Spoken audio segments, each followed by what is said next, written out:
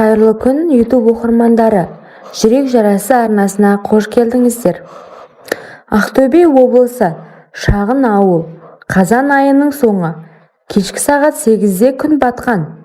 Бірақ әлі қараңғы түспеген, ауладағы ит үріп, кейін тыныш қалды.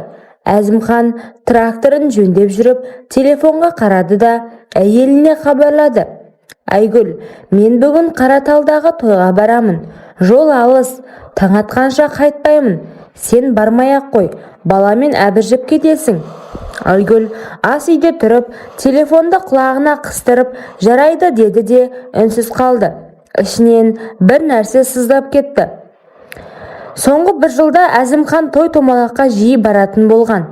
Ал үйде қалғанда да телефонға үңіліп сөйлескісі келмейтін. Айгүл 32-де, әлі жас, бірақ соңғы кезде өзін қарт әйел сияқты сезінетін. Терезеден сыртқа қарады. Ауладағы қарағайдың астындағы орындықта қайнысы Ерлан отыр.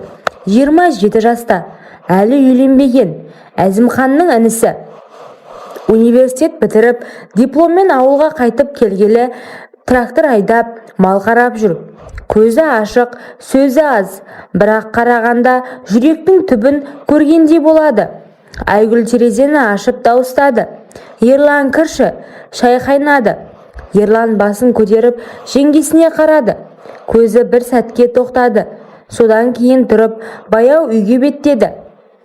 Ас үйде екеуі ғана, стол үстінде қымыз, бауырсақ, ет бар. Айгүл шай құйып жатыр. Ерлан қасықпен қымызды араластырып отыр. Ағам тойға кетті ме деп сұрады Ерлан. Дауысы баяу. Иә, Қараталға, жол алыс екен. Айгүлдің қолы сәл дірілдеп шай төгіліп кетті. Ол тез сүртті. Жалғыздықтан ішім күйетін болды ғой деп әзілдеп күлді кенет. Өзі де күтпеген сөз шығып кетті. Ерланның қасығы тоқтады. Көзін көтеріп жеңгесіне қарады. 1-2 секунд. Айгүлдің беті қызарып кетті. Ол тез орнынан тұрып, ыдыс жууға кірісті. Ерлан ештеңе демеді, бірақ ішінен сол сөзді қайталап жатты. Ішім күйетін болды ғой. Бұл сөздің астарын түсінген қайнысы мырс етті. Түнгі 11 шамасы. Айгүл жатын бөлмедегі шамды өшіріп жатып қалды. Телефонға қарады. Әзімханнан хабар жоқ. Көңілі босады. Дәлізде жеңіл қадам естілді. Ерланның бөлмесінің есігі әдетте қатты жабылады. Бұл жолы ашық. Іштен жарық шығып тұр. Айгүл құлағын тікті. Ештеңе естілмейді, бірақ жүрегі соғып кетті. Не істеп тұрмын мен деп ойлады, бірақ аяғы өзі жүріп кетті. Дәлізге шықты. Есікке жақындап ішке қарады. Ерлан ештеңесіз жатыр. Жамылғы беліне дейін ғана. Көзі жабық, бірақ тынысы терең емес. Ол ұйықтап жатқан жоқ. Айгүл тұрып қалды. Дене ыстық болып кетті. Қолын есіктің тұтқасына қойып, бір қадам артқа шегінді. Бірақ екінші қадам жасай алмады. Ерлан көзін ашпады, бірақ ернінде жеңіл күлкі пайда болды. Айгүл есікті сәл итеріп ішке кірді. Есікті жаппады. Ерланға жақындап, Ерланның қолы бояу созылып, жеңгесіне оралды. Сөз жоқ. Айгүлдің тізесі бүгілді. Ол отыра құлады. Ерлан саусақтарымен Айгүлдің мойнынан бастады. Баяу, асықпай. Саусақтары теріге тиген сайын Айгүлдің тынысы үзіліп түсті. Ол көзін жұмды. Тоқтау керек деп ойлады. Бірақ денесі басқаша айтты. Ерлан жеңгесінің мойнына қойды. Ыстық тыныс. Ерлан, бұл дұрыс емес деп сыбырлады ол.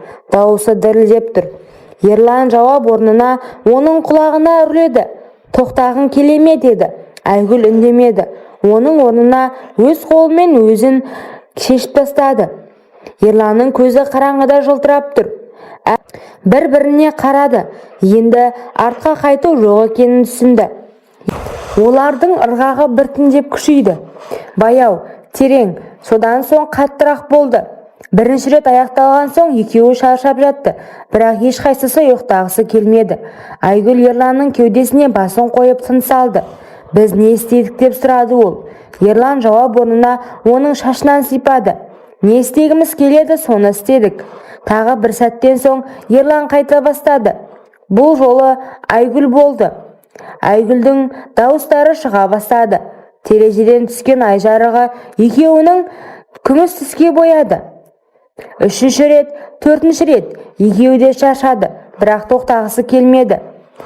Таңғы 5-те екеуі бір-біріне оралып жатты. Енді не болады деп Айгүлдің көзінен жас шықты. Ерлан үндемеді, тек оны қаттырақ құшақтады. Таңғы 7, Әзімхан әлі жоқ. Айгүл тұрып дәлізге шықты. Ерланның бөлмесінің есігі қайтадан жабық. Ішіндегі жарық сөнген. Айгүл ас үйге кіріп, шайнекті қойып, қолы дірілдеп тұр. Телефонға қарады. Әзімханнан хабарлама. Таңертеңгілік асы уақытында келемін. Қымыз бар ма? Айгүл жауап жазбады. Көзіне жас келді. Ерлан дәлізден шықты. Киім киген, шашы таралған, ештеңе болмағандай. Шай ішесің бе деп сұрады. Айгүл дауысы қатты шықты. Ішем деді Ерлан, бірақ көзін Айгүлге қадамады. Күндіз Әзімхан келді. Тойдан шаршап, бірақ көңілді. Кеше жақсы өтті деп әңгіме айтты. Айгүл күліп басын изеді, бірақ іші күйіп тұр. Ерлан аулада трактор жөндеді. Кейде жеңгесіне қарап қояды. Айгүл де оған қарап, көздері түйіседі. Кешке қарай Әзімхан ұйықтап қалды. Айгүл ас үйде ыдыс жуып тұр. Ерлан кіріп келді, бірақ есікті жаппады. Тағы жалғыз қалдың ба деп сұрады ол баяу. Айгүл қолындағы ыдысты қойды, артына бұрылмады. Иә, тағы жалғыз қалдым. Ерлан жақындады. Айгүл қарсылық көрсетпей тек көзін жұмды. Олардың арасындағы құпия сол түні басталды. Ауыл өміріндегідей тыныш, бірақ терең. Тоқтату мүмкін емес. Өйткені жалғыздықтың иісі екеуінде баурап алған еді. Көктем келді. Қар еріп, ауыл жанданды. Әзімхан жұмыстың бабымен жүріп, үйде аз болатын. Айгүл мен Ерлан кездесуді жалғастырды. Қорада, түнде, кейде мал қарағанда алыс жерде. Бірақ көрші әйелдердің сөзі күшейді. Айгүл соңғы кезде беті нұрлы. Ерланмен көп сөйлеседі ғой. Айгүл қорықты, бірақ тоқтай алмады. Жалғыздықтан қашу үшін Ерлан жалғыз жолы болып қалған. Бір күні Әзімхан үйге ерте келді. Телефондағы хабарламасын Айгүл көріп қойды. Бір әйелдің атынан келген. Іші күйді. Сол үшін тойға жалғыз барады ма деді.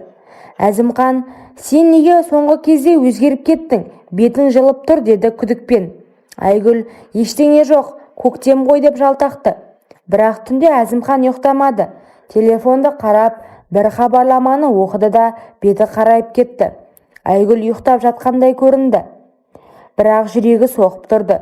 Ерланға айтты, ағаң күдіктеніп жатыр, сақ болайық. Тоқтамаймыз, мен сені тастамаймын, деді Ерлан. Бір түні боран қайта басталды. Әзімхан үйде жоқ. Айгүл Ерланды шақырды. Олар ұзақ болды.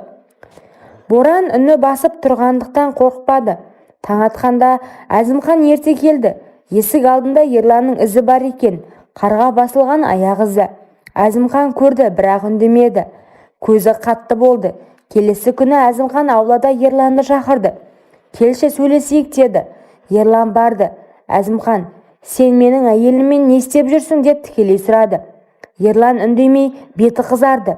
Әзімхан, мен бәрін білемін. Телефондағы хабарламалар, сендердің кездесулерің, ауыл сөзі. Ерлан, аға кешірші, мен саған опасыздық жасадым, кінәлімін. Әзімхан ұрды. Бір мәрте, екінші рет. Ерлан құлады, қан шықты. Үйге кіргенде Айгүл бәрін сезіп тұрды. Көзінде жас. Әзімхан, сен жаман әйелсің, қайныңмен бірге. Айгүл жылады.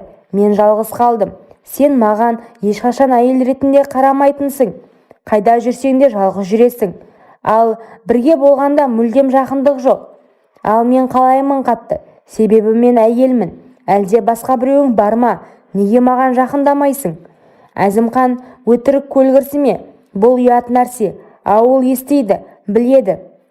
Кешке туыстар жиналады. Ру басшылары, ақсақалдар келді. Әзімхан бәрін айтты. Ақсақал, бұл ауыр күнә. 7 жарғыда зинақорлыққа өлім жазасы бар еді. Қазір заң бар, бірақ ұят бар. Ерланды қорлады. Айгүлді қара шаңырақтан шығар деді кейбірі. Әзімхан ажырасамын. Айгүл балалармен бірге көрші ауылға ата-анасына кетті. Ұяттан бас көтере алмады. Әзімханның әйелі қайнысымен деген ауылда сөз болды. Ерлан ауылдан кетті, қалаға жұмыс іздеп. Малдың бір бөлігін өндіріп алды Әзімхан. Әзімхан жалғыз қалды. Телефондағы басқа біреуі де жоғалды. Ол да ойдан шыққан күдік еді. Айгүл балаларды өзі бақты. Ерлан қалада тұрып, бірақ хабарласты, кешірім сұрады. Айгүл, бұл үлкен күнә болды. Мен жалғыздықтан шаршаған едім. Ерлан, мен сені әлі де жақсы көремін деді. Бірақ қайта бірігу мүмкін емес. Ауыл ұмытпайды. Әзімхан әйелдерден көңілі қалып, сол күйі үйленбеді. Ауылда мұндай оқиғалар ұмытылмайды, бірақ сөйлемейді. Құпия ашылған соң өмір өзгереді. Отбасы бөлінеді, адамдар көшеді, ұят қалады. Бірақ өмір жалғасады. Мал қаралады, балалар өседі, тойлар өтеді. Айгүл кейде түнде ойлайды. Егер Әзімхан мені кешіргенде, мен опасыздық жасамағанда бәрі басқаша болар еді. Жалған нәпсіге еріп, отбасымнан бір жолы айырылдым. Мағанда обал жоқ. Бірақ өткен. Ауыл өмірінде құпиялардың соңы ауыр болады. Кейде мәңгілікке дейін сақталады, кейде ашылып бәрін бұзады.